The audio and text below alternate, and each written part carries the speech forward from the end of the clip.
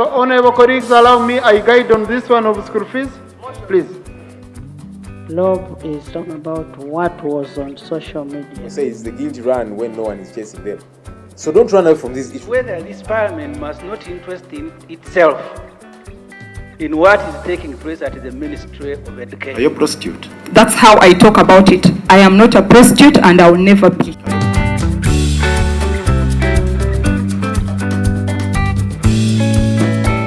Thank you, Right Honourable Speaker and Honourable colleagues. I would like to thank you for the opportunity. Right Honourable Speaker and Honourable colleagues, I would like to add something to what Honourable Dura has echoed. He has addressed the issue of governance. But we must address the real issue. The real issue that young people are grappling with is unemployment.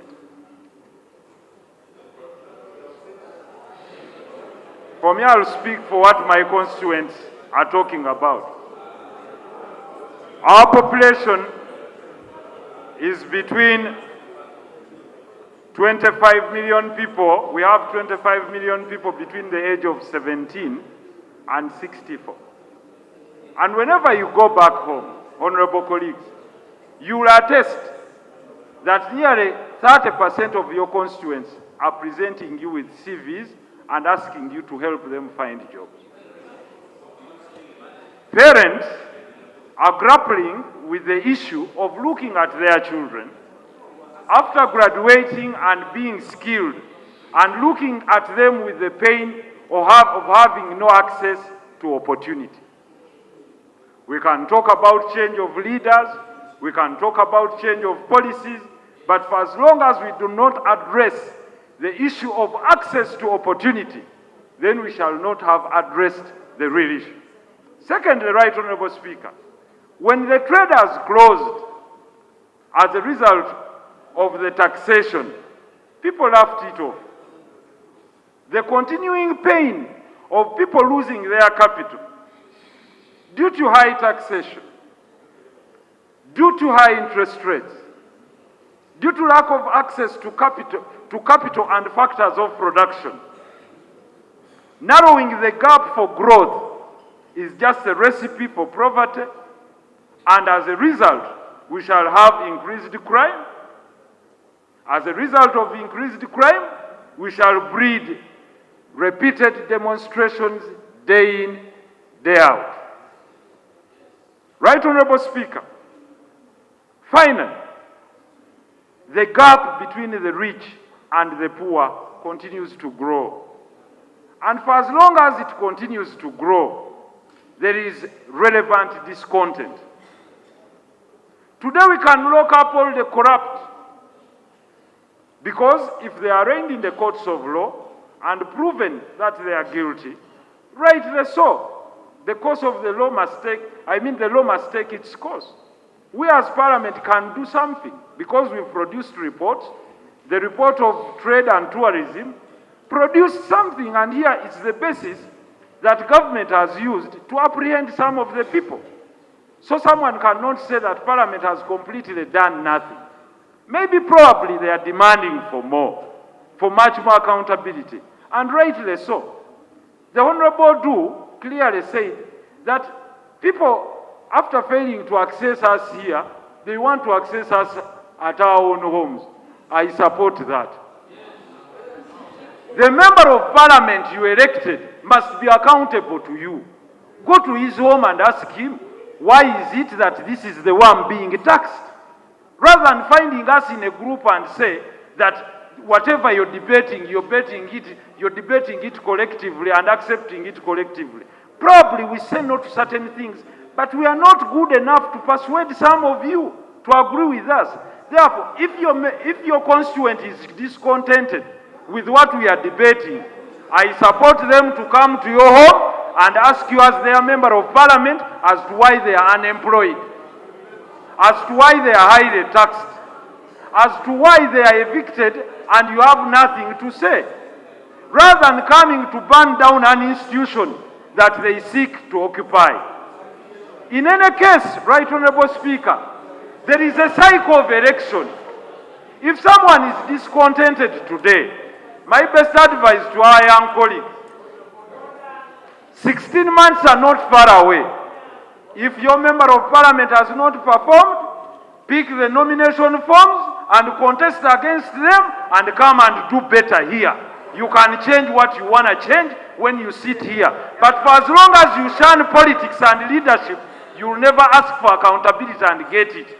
If you want to get it, take part. To our young children, we might have disappointed you here and there, but you have an opportunity to also contest, and you come to this platform and you debate your own way out. Thank you. Now, Honourable, you very well know that the weekday is an important title in Uganda as a kingdom.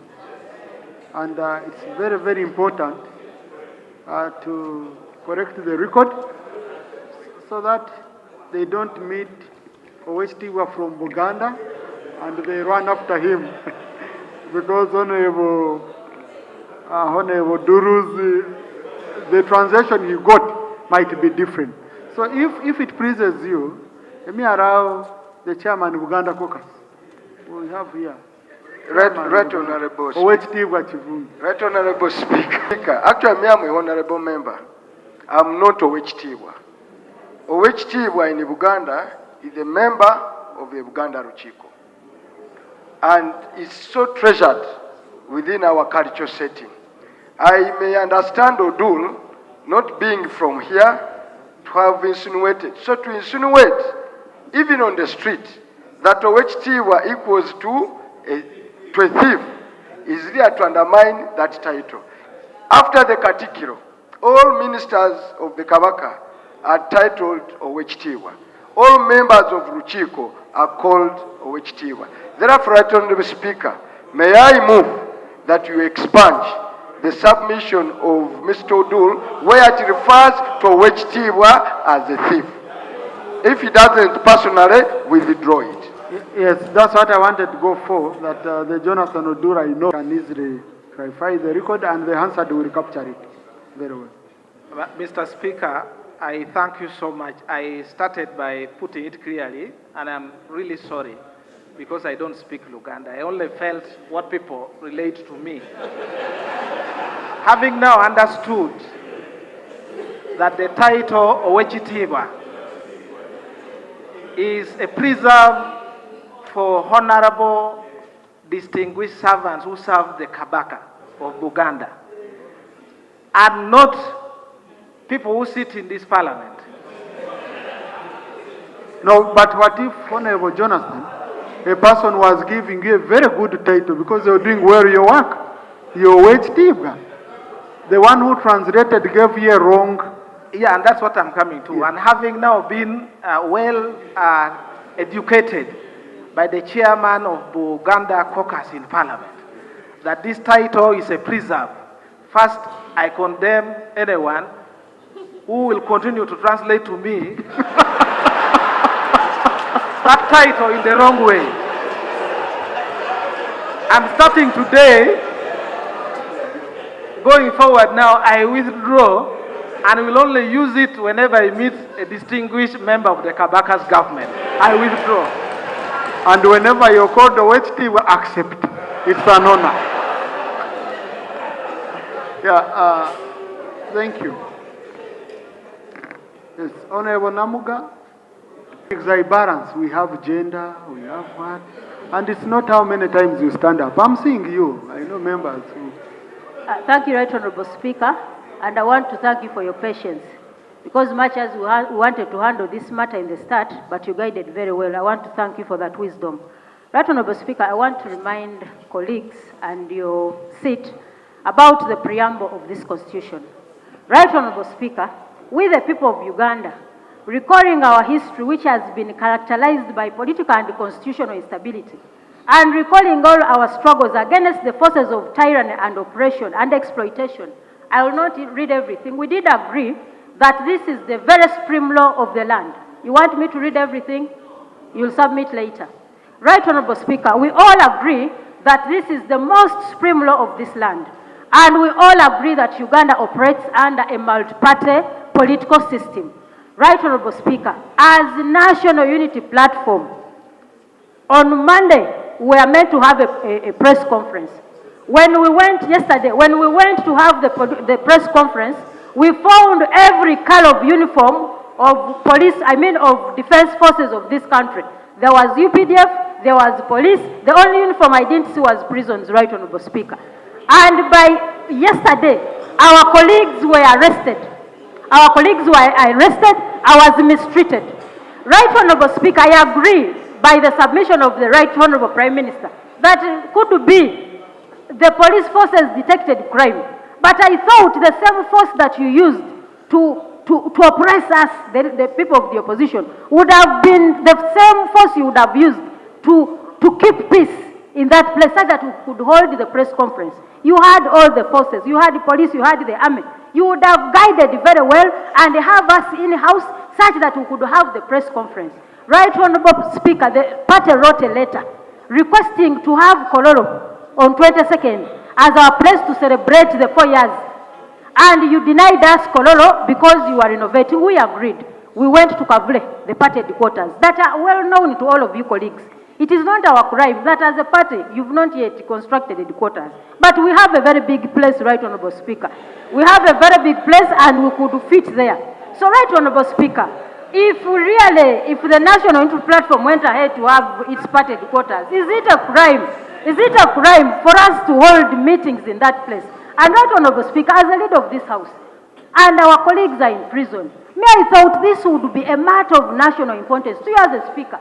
How can your members be held in prison for no good reason? Because we are operating under multi-party system. And Honorable Speaker, I request you to guide. I don't know whether government wants to start giving directions on how the opposition should move. Namuga from home, you must go to here, from here get to the other place. If that is the direction, then write to us. And you formally inform us on how we should move. Guide on the direction. To Right, Honorable Speaker, freedom of expression is a right non-negotiable to this country. Yes, very true. So, Right, Honorable Speaker, for this House to sit today, when our youth, the Gen Zs that you like so much, and that is your generation, are being refused to march to this House, Right, Honorable Speaker, to bring their petition. Right, Honorable Speaker, people have been detained in several police stations. People have been detained. Right, Honorable Speaker, are we proceeding very well? No, if we sit in this House when the law is totally being disbanded, we are acting out of the Constitution, outside the law, Right, Honorable Speaker. Is it intentional on the side of the NRM to oppress everyone? Is it intentional? The Prime Minister should come out and explain, Madam, come and explain to this country. Why are you acting informally? Even under where circumstances, when you know the law, you are here misinterpreting the law purely. In your favor, you misinterpreted. So, Right, Honorable Speaker, I want to thank you for directing very well. But we cannot proceed to handle business here. I'm not directing. But it is human to think about the opposition beyond. We are citizens of this country and we should be given equal time, equal space to express our rights in this country. Thank you, Right, Honorable Speaker. Thank you. Honorable colleagues, I think 80% of the people who have spoken are from opposition. So I'm giving you chance. That's number one. No, on a platform which I'm in charge of, you have space. Number two, honorable colleagues, the problem is here we sit, Rope raises issues before they are even answered. Or a minister is answering, you start order, you don't want to even listen to an answer, and then you also repeat what your colleague had raised. We go repeating. Can I request the Attorney General? Can I request the Attorney General? Yes. So are they raising the same? Because you see, if we are repeating ourselves, okay? Yes. Because if you're saying yesterday they raided officers, colleagues are in prison, can't the Attorney General first clarify on that, guide us on that, and then if there are gaps, I give you a chance. Sometimes when we listen, our issues are sorted. Yes. Attorney General, no, I'm going to give you a chance. Honorable Speaker. Please, Honorable.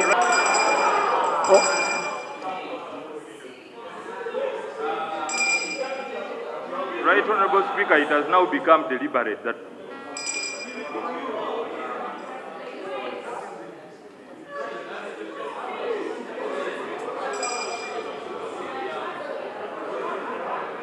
I just wanted to know whether the member has now settled, if he feels he has been hurt. Attorney General? Thank you very much. Right on. Mine is to just guide on the issue of the colleagues who have been arrested. This rule about not discussing matters which are in court can be a good rule even for the person whom you think you are defending. I have sat here and listened to many versions of what transpired at the place where they were arrested. I have had also different versions of what transpired at that place. So in an attempt to think that you're doing them a favor, you may actually do them a disservice. So when these matters are in court, when you stand here and say this person was doing this and this and this, you have no idea what this person has told the police he was doing. So you may actually do them a disservice. So as is correct, they need to be handled in accordance with the law, but let's also manage ourselves in that same orderly manner for them. So, Right Honourable Speaker, if a colleague has been arrested, there are two things that we need to work to ensure. One, that the person has been detained in a place that is properly gazetted. And number two, that this person is not held longer than the period that the Constitution allows. I cannot stand here and say I know why they were arrested. But the framers of the Constitution, who are members of Parliament at the time, found it necessary to allow police in the Constitution the mandate to arrest someone when they have a suspicion that this person was going to commit an offense. So, whereas the opposition may look at everything with suspicion, always look at it with suspicion, you always need to sit back and think, what if they were right? What if they were wrong? So let us allow the police the opportunity to do that. That's what I was given. That's what I was requested to give. Yes. It is. I'm not.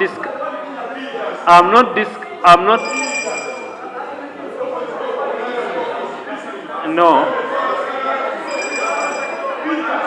No. You see, when we speak like that, even that is not good. If you want to share with me, you will share with each other with respect. And my view, just like yours, needs to be listened to. Honorable, yes.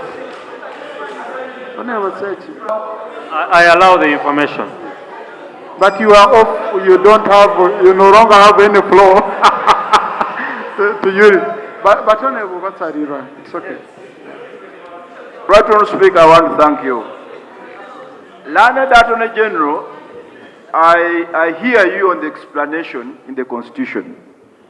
And the information I wanted to share with you as our boss, head of the bar, is that the matters under discussion are matters that have been a subject of judicial attention and judicial interpretation. The issue of powers of the police. And the reason why these issues are being raised here is not for purposes of sub judice. It's really for the bigger purpose of the conduct of the police towards associational freedoms. You know, the Mwanga Chivumbi case has highlighted the extent of the powers of the police, and other, in fact, in the latest judgment, the lead judgment written by Justice Sebodion was very clear on the mandate of the police. Now, what we are experiencing now is that police is drifting away from the guidance of the Constitutional Court in the conduct of their affairs. And I think that's where the problem is. For example, the issue of meetings of political parties are outside the purview in terms of notification. That a party, an organ of the party, can convene a meeting without necessarily notifying the police, as opposed to a public meeting or a rally. And the courts have been very clear on that. On the issue of reasonable suspicion, the courts have also guided.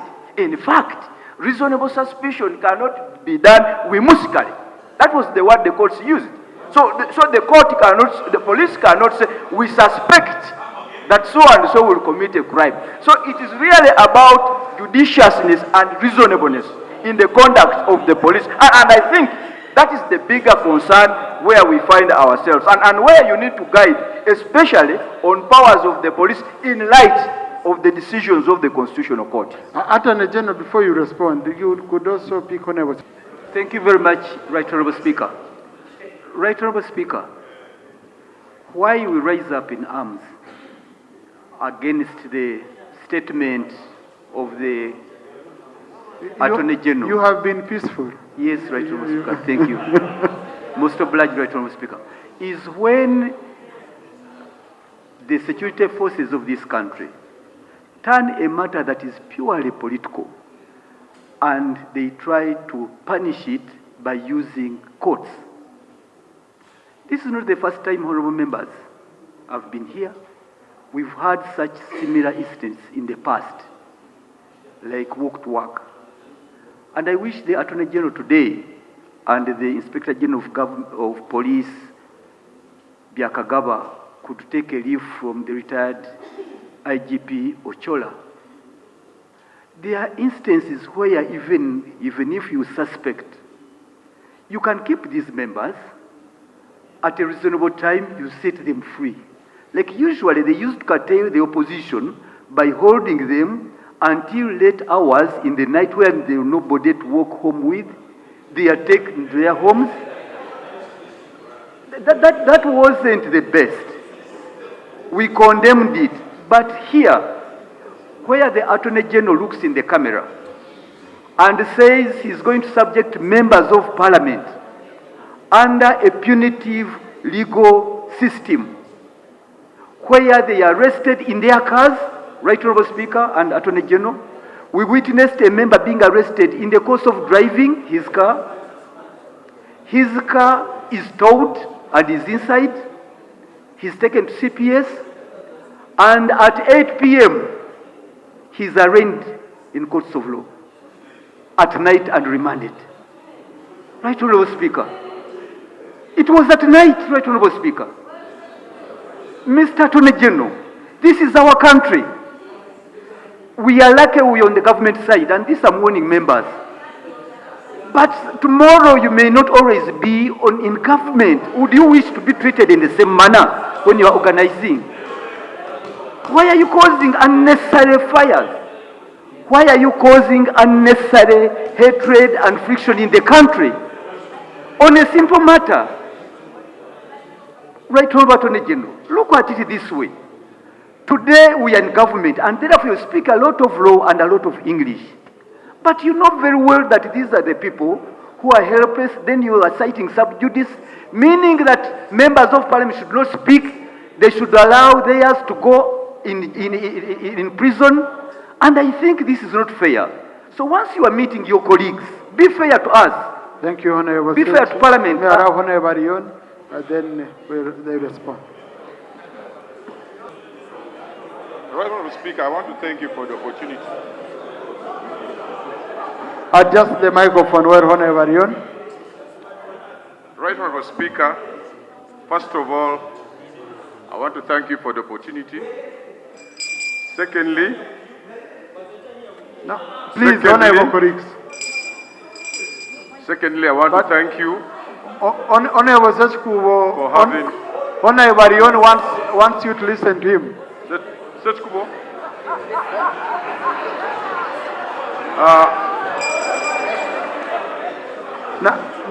No, please, please, don't cause excitement.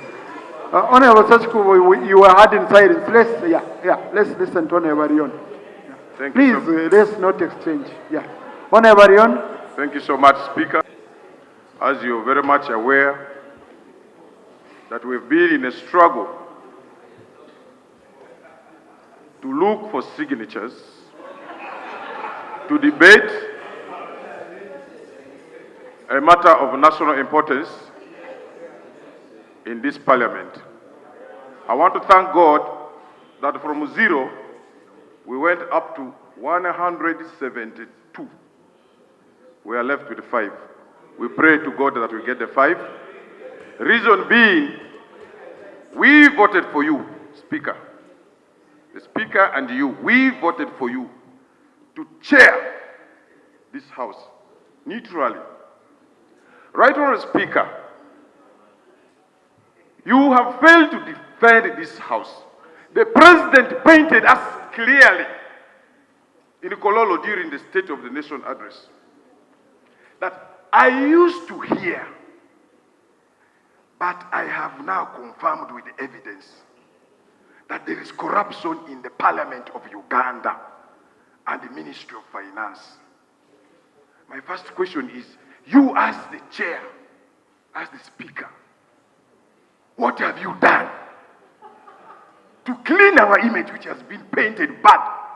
In the streets we are moving, they are calling us corrupt.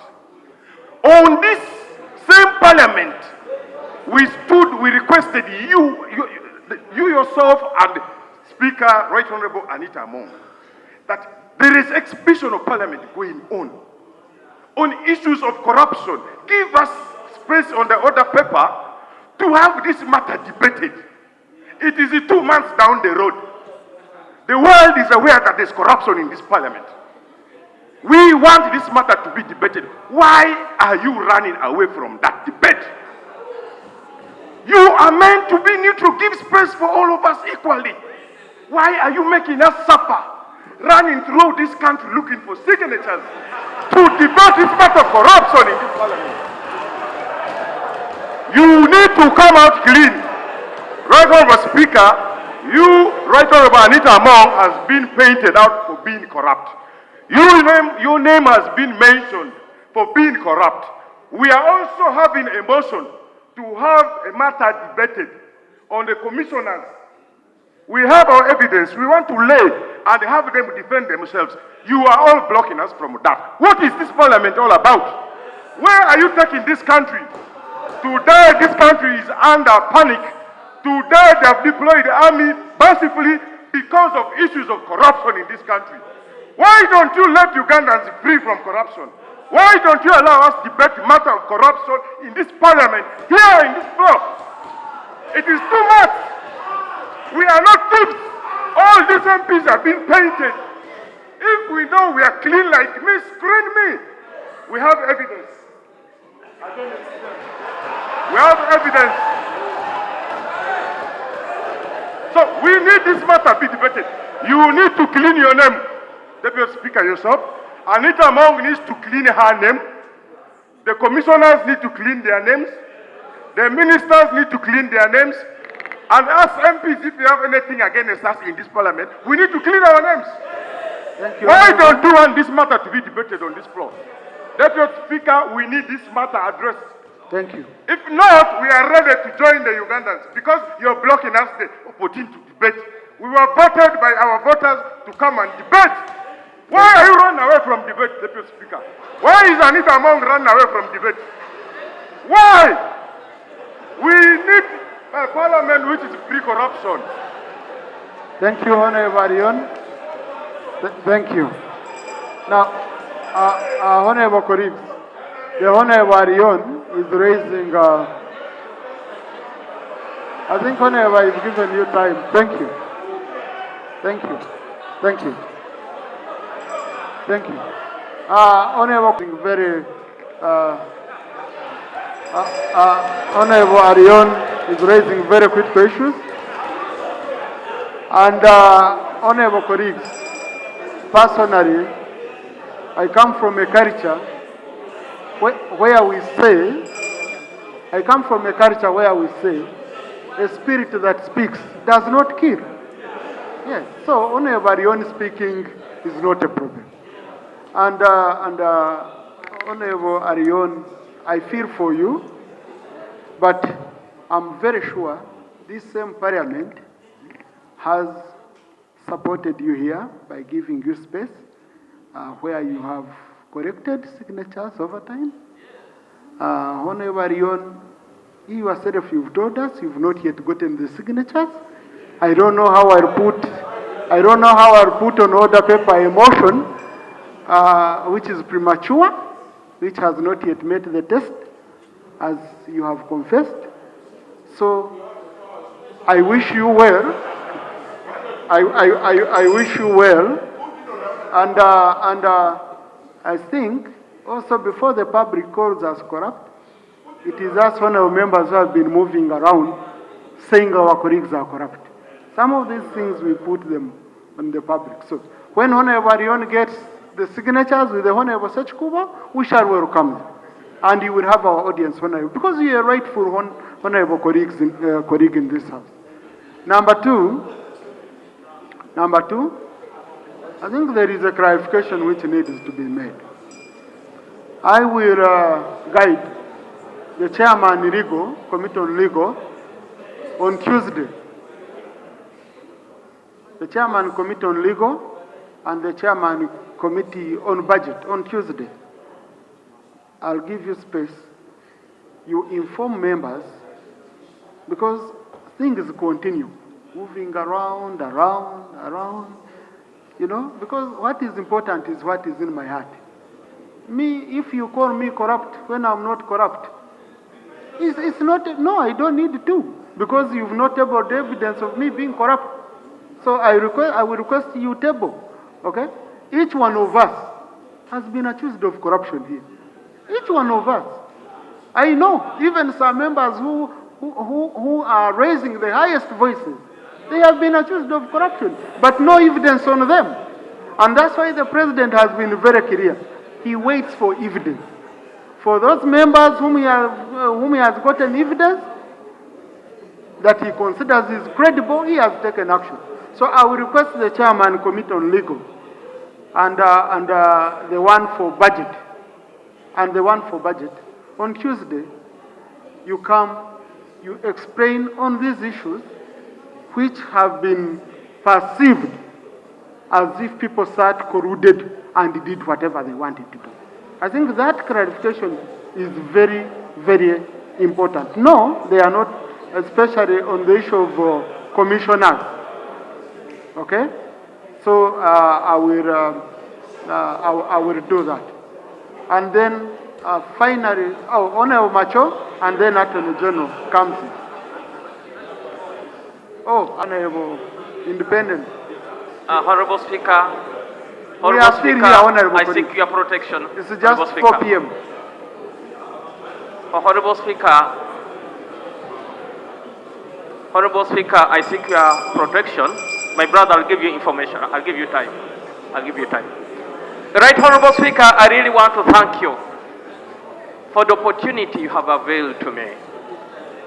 I was over the weekend in Busia, and I was lucky to cross to Kenya. We had a function in the other side to promote the cross-border cooperation. And I was introduced in the title of Honorable, in Kiswahili is called Mheshimiwa. But when I was introduced as Mheshimiwa, there are some Gen Z young boys who changed my title from Mheshimiwa to Mwisiwamiwa. Mwisiwamiwa means a thief of Cain. And that was a very big embarrassment because Parliament of Uganda is tainted with corruption. And I want to agree with you and agree with all the speakers that it is high time that we speak about this vein that has really attacked our August House. Whereas Mr. Speaker, they are speaking about the Speaker, about the commissioners, about you. We also have the writings on the wall speaking about the law, 1.7 billion. And truly I want to agree with you that almost everybody is talked about. Even Honorable Rion, it is known one time they spoke about him. Honorable, my mentor, Seki Kubo, I don't know where he is. They are calling him a land grabber. So therefore, give us enough time so that we talk about this matter and we clean ourselves as leaders. so that we build the confidence of the Yagasi House in the public of our voters. Because how will Honorable Sekukubo look for signatures and when he comes to Busia they say he's a land grabber? How will Honorable Berion come to talk to his people and they say he had a scan with the park? You see, all these are matters that we should speak here publicly for Ugandans to know that and Ugandans know and gain confidence in the Agassi House. Because people keep calling, Madam Sifka, you must resign. Deputy, you must resign. Commissioners, you must resign. We should also call in finance their issues there and other agencies of government. Thank you. I therefore want to thank you for this opportunity. Thank and you. Mr. Speaker, you're a wise man. I really thank you. Now, Honorable, there is something which I think Parliament has been made a face of corruption, and a picture has been painted. For example, I don't have a job because Parliament you're stealing money, because Parliament's budget is not even 1%, okay, of the national budget. So, are people failing to get roads because of Parliament? Are people failing to get jobs because of Parliament? Are people failing to get schools because of Parliament? Are we failing to get pay rise because of Parliament? I think we must sit, we agree that some people won't stand on a moral high ground, and then Parliament will look like we are the face of corruption in the country. It really can't, and it can't spare any of us. That's why I was very cautious on the issue of colleagues when I saw them going for each other the way they were doing. The President has said he has opened the one corruption. You have a duty under the Constitution. The accountability. We have accountability committees. What are we losing? Let us support the President and we show him we are your ally on this. And then we don't look bad. So that is not about executive, Parliament and all that. No. The President is very clear on corruption. So let's all of us play our role. Attorney General first clarify the other. Colleagues, the issue before us of corruption is not partisan. It is a matter for all of us to address. So let's not get into our political camps here because we are going to derail our fight against corruption. Let's not do that. I have seen in the past several members of the opposition carrying out their rallies. They were never arrested. Why yesterday? Let us hold police accountable, but let us also allow them to work. Let us hold them accountable and allow them to work. Colleagues, we are leaders here.